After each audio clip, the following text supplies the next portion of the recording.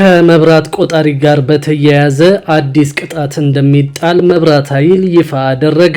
በዚህም የራሳቸው ቆጣሪ ሳይኖራቸው ከጎረቤት በገመድ ኃይል ስበው በሚገለገሉ ግለሰቦችና በድርጅቶች ላይ ቅጣት እንደሚጣል ተገልጿል። በሌላ በኩል ደግሞ የሰራተኞች መነሻ የደሞዝ ወለል 8384 ብር እንዲሆን ጥያቄ መቅረቡን ሰምተናል። ከዚህ በተጨማሪም ከፍተኛ ግብር የሚጣልባቸው ሰራተኞች ደሞዝ ከ150 ሺህ ብር ጀምሮ እንዲሆንም መጠየቁ ታውቋል። ሰላም ቤተሰቦቻችን፣ መረጃዎቹን የት ሀገርና የት ከተማ ሆናችሁ እየተከታተላችሁ እንደምትገኙ በሐሳብ መስጫው ላይ ጻፉልን። በየትኛው ርዕሰ ጉዳይ ላይ መረጃ እንድናቀርብላችሁ እንደምትፈልጉ ማሳወቁን። አሁን ዝርዝር መረጃዎቹን አንድ በአንድ ወደ እናንተ እናደርሳለን።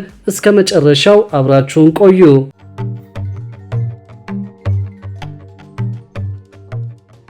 ከመብራት ቆጣሪ ጋር በተያያዘ አዲስ ቅጣት እንደሚጣል መብራት ኃይል ይፋ አደረገ። በዚህም መሰረት የራሳቸው ቆጣሪ ሳይኖራቸው ከጎረቤት በገመድ ኃይል ስበው በሚገለገሉ ግለሰቦችና ድርጅቶች ላይ ቅጣት እንደሚጣል ተገልጿል። ቅጣቱ ለቤት ውስጥ አገልግሎት ከሆነ 20 ሺህ ብር፣ ለንግድ ተቋማት 500 ሺህ ብር እንዲሁም ደግሞ ለዝቅተኛ ኢንዱስትሪዎች 750 ሺህ ብር እንደሆነ ተነግሯል። የኢትዮጵያ ኤሌክትሪክ ኃይል አገልግሎት የራሳቸው ቆጣሪ ሳይኖራቸው ከጎረቤት በገመድ ኃይል ስበው በሚገለገሉ ግለሰቦችና ድርጅቶች ላይ ቅጣት እንደሚጥል ያስታወቀው ለአንድ አገልግሎት በተፈቀደ ቆጣሪ ከባለስልጣኑ ፈቃድ ውጭ በጋራ መጠቀም እንደ ኃይል ስርቆት እንደሚቆጠርና ከጎረቤት በገመድ ኃይል ስበው በሚገለገሉ ደንበኞች ላይ ሕጋዊ እርምጃ እንደሚወሰድ የተናገሩት የአገልግሎት መስሪያ ቤቱ የሕግና የሥነ ምግባር ክፍል ስራ አስፈጻሚ አቶ አበበ ተስፋ ናቸው። እንደ አቶ አበበ ማብራሪያ ከዚህ በፊት የተለመደውና በአቅራቢያ ከሚገኝ ቆጣሪ በገመድ ኃይል ስቦ መጠቀም የሚያስጠይቅና የገንዘብ ቅጣት የሚያስከትል ተግባር ነው። ድርጊቱ ከአዲስ አበባ በቅርብ ርቀት ላይ በሚገኙ የመኖሪያ አካባቢዎች እንደሚፈጸም ያነሱት ስራ አስፈጻሚው የኃይል አቅርቦት ባልተዳረሰባቸው አካባቢዎች የሚገኙ ነዋሪዎች የፀሐይ ኃይልን ጨምሮ በሌሎች የታዳሽ ኃይል አማራጮች ለማዳረስ እየተሰራ መሆኑን ገልጸዋል። የኢትዮጵያ ኤሌክትሪክ አገልግሎት የሽያጭ አገልግሎት ዳይሬክተር ይሄይስ ስዩም በበኩላቸው የኤሌክትሪክ ኃይል ስርቆት የፈጸሙ አካላት ላይ ለመኖሪያ ቤት ከሆነ 20 ሺህ ብር የሚያስቀጣ ሲሆን ጥፋቱ ከተደጋገመ የገንዘብ መጠኑ በእጥፍ እያደገ ይሄዳል ብለዋል። ጥፋቱን ፈጽመው የተገኙት የንግድ ተቋማት ከሆኑ ለመጀመሪያ ጊዜ 500 ሺህ ብር ቅጣት፣ ለዝቅተኛ ኢንዱስትሪዎች 750 ሺህ ብር፣ ለመካከለኛና ከፍተኛ ኢንዱስትሪዎች ለመጀመሪያ ዙር 1 ሚሊዮን ብር ቅጣት የሚጣልባቸው መሆኑን አብራርተዋል።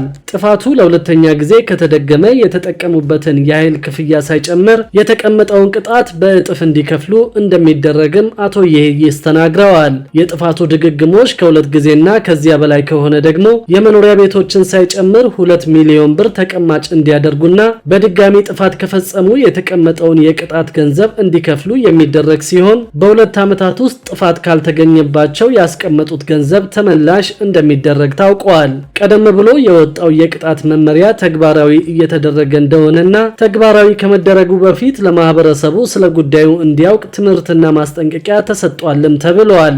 በሌላ በኩል ደግሞ የሰራተኞች መነሻ የደሞዝ ወለል 8384 ብር እንዲሆን ጥያቄ መቅረቡን ሰምተናል። ከፍተኛ ግብር የሚጣልባቸው ሰራተኞች ደሞዝ ከ150 ሺህ ብር ጀምሮ እንዲሆን መጠየቁም ታውቋል። ወራዊ ደሞዛቸው እስከ 8384 ብር የሆነ ሰራተኞች ከግብር ነፃ እንዲሆኑ የኢትዮጵያ ሰራተኛ ማህበራት ኮንፌዴሬሽን ኢሰማኮ ለመንግስት ጥያቄ ማቅረቡን ገልጿል። የኢሰማኮ ፕሬዝዳንት አቶ ካሳሁን ፎሎ እንዳሉት ወራዊ ደሞዛቸው እስከ 8384 ብር የሆነ ተቀጣሪ ሰራተኞች ከግብር ነፃ እንዲደረጉ ለመንግስት ጥያቄ አቅርበዋል። የገንዘብ ሚኒስቴር ላለፉት 9 ዓመታት በስራ ላይ ቆይቷል የተባለውን የገቢ ግብር አዋጅ 979/2008 ለማሻሻል ጉዳዩ ይመለከታቸዋል ከተባሉ ባለድርሻዎች ጋር ውይይት በማድረግ ላይ ይገኛል። በዚህ ማሻሻያ ረቂቅ አዋጅ እስከ 2000 ብር የሚከፈላቸው ሰራተኞች ከግብር ነፃ እንዲሆኑ መደንገጉ ይታወቃል። ኢሰማኮ እስከ 8384 ብር ድረስ የሚከፈላቸው ተቀጣሪዎች ከግብር ነፃ እንዲሆኑ ለገንዘብ ሚኒስቴር በደብዳቤ እንደጠየቀ አስታውቀዋል። አቶ ካሳሁን እንዳሉት ከሆነ በዓለም ባንክ መረጃ መሰረት ዕለታዊ ገቢው $3 በታች የሆነ ሰው ድሃ በመሆኑ የመንግስት የገቢ ግብር በዚህ ወለል ስር ያሉ ተቀጣሪዎችን ታሳቢ ሊያደርግ ይገባል ብለዋል። በማናቸውም ቀጣሪ ተቋማት የሚሰሩ ሰራተኞች በወር ከ8384 ብር እስከ 22974 ብር ደሞዝ የሚያገኙ ሰራተኞች 10 በመቶ ግብር እንዲጣልባቸው መንግስትን መጠየቁን ኢሰማኮ ገልጿል። ከ22975 እስከ 44530 ብር ወራዊ ደሞዝ ተከፋዮች ደግሞ የ15 በመቶ ከ44531 እስከ 72362 ብር የሚከፈላቸው ደግሞ 20 በመቶ እንዲሁም ከ72337 እስከ 107449 ብር የ25 በመቶ ግብር እንዲጣልባቸው ኢሰማኮ በደብዳቤው አሳስበዋል። ከ107450 እስከ 150107 ብር ድረስ ደሞዝ የሚያገኙ ሰራተኞች 30 በመቶ ግብር እንዲሁም ደግሞ ከ150108 ብርና ከዚያ በላይ የሚከፈላቸው ተቀጣሪ ሰራተኞች ደግሞ 35 በመቶ ግብር እንዲከፍሉ ለመንግስት ባቀረበው ደብዳቤ ኢሰማኮ መጠየቁን ገልጿል። አሁን በስራ ላይ ባለው የሰራተኞች የገቢ ግብር አዋጅ መሰረት እስከ 600 ብር ድረስ የሚከፈላቸው ሰራተኞች ከግብር ነፃ ሲሆኑ ከ10900 ብር ጀምሮ ደግሞ 35 በመቶ ግብር እንዲከፍሉ ይገደዳሉ።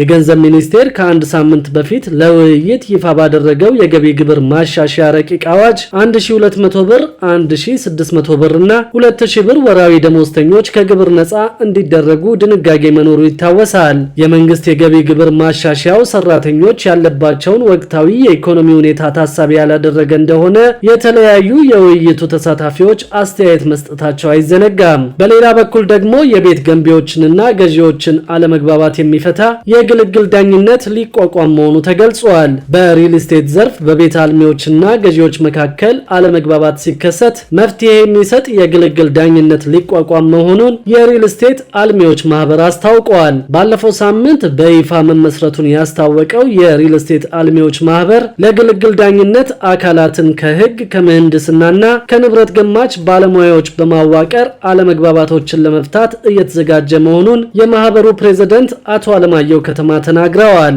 የግልግል ዳኝነቱ ቤት ገዢዎች ባለመግባባት ምክንያት የተመሰረቱ የፍርድ ቤት መካሰሶችን የሚቀንስ እንደሆነ አቶ አለማየሁ ገልጸው በግጭት አፈታት ዘዴ ላይ ትኩረት በማድረግ በሁለት ወገኖች መካከል የሚፈጠሩ አለመግባባቶችን ወደ መደበኛ ፍርድ ቤት እንዳይሄዱ ይረዳል ብለዋል። የግልግል ዳኝነት ወይም አርቢትሬሽን በማቋቋም መፍትሄ ለማስገኘት ሂደቱ መጀመሩንም አስረድተዋል። ፕሬዝዳንቱ መንግስት በዘርፉ የሚያወጣቸውን አዋጆች፣ ደንቦችና መመሪያዎች ሲኖሩ ማህበሩ ከአልሚው ጋር እንዲወያይ የሚያገናኝ ድልድይ ሆኖ እንደሚያገለግል፣ አልሚዎችም የማህበሩ የመተዳደሪያና የስነ ምግባር ደንቦች ፈራሚ ሆነው በህግና በስርዓት እንዲመሩ ያደርጋል ብለዋል። የማህበሩን መመስረት ተከትሎ በተደረገው ጉባኤ የሪል ስቴት አልሚዎች ከመንግስት የሚፈልጉት ጉዳይ ሲኖር በተናጠል ከመጓዝ ይልቅ በማህበሩ አማካኝነት ተደራሽ ሆነው ጥያቄ ለማቅረብም ሆነ ውጤት ማግኘት ይችላሉ ተብሏል። በመድረኩ በአዲስ አበባ ዩኒቨርሲቲ የከተማ ፕላን መምህሩ አቶ ቶማስ ግርማይ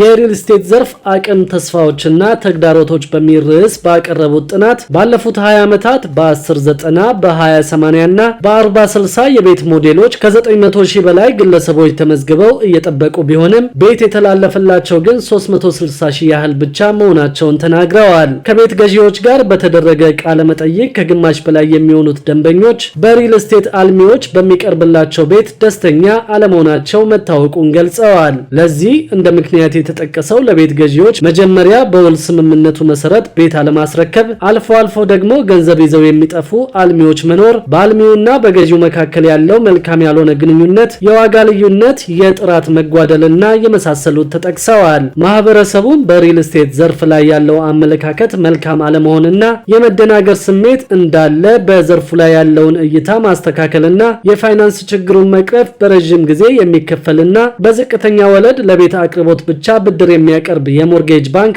አስፈላጊነቱን ዘርዝረዋል። በተጨማሪም ዘርፉ ከፍተኛ የመንግስት ቢሮክራሲ የሚገጥመው በመሆኑ ሪል ስቴት ራሱን የቻለ የመንግስት መዋቅር እንደሚያስፈልገውና መንግስትም ሊያስብበት እንደሚገባ ጠቅሰው ዝቅተኛ ገቢ ላላቸው የህብረተሰብ ክፍሎች ፍትሃዊ በሆነ መንገድ ቤት እንዲቀርብ ከሌሎች ሀገሮች ተሞክሮ ለመውሰድ ማህበሩ ሊሰራበት እንደሚገባም አሳስበዋል። የሪል ስቴት አልሚዎች የኮንስትራክሽን ግብዓቶችን ከቀረጥ ነፃ ከውጭ ማስገባት እንዲፈቀድ እንዲደረግላቸውም ጠይቀዋል። የከተማና መሰረተ ልማት ሚኒስቴር አማካሪ አቶ ጸጋይ ሞሼ የግል ቤት አልሚዎችና ዘርፉን ለመደገፍ በሪል ስቴት አዋጁ መሰረት መንግስት ከውጭ የሚገቡ የግንባታ ግብዓቶችን ነፃ ሊያደርግ ይችላል ብሎ መደንገጉን ጠቅሰው ጉዳዩ በቂ ጥናት የሚፈልግ ቢሆንም የግንባታ ግብዓቶች በተወሰነ ድርሻ ከቀረጥ ነፃ መሆን እንዳለባቸው የታመነበት ነው ብለዋል።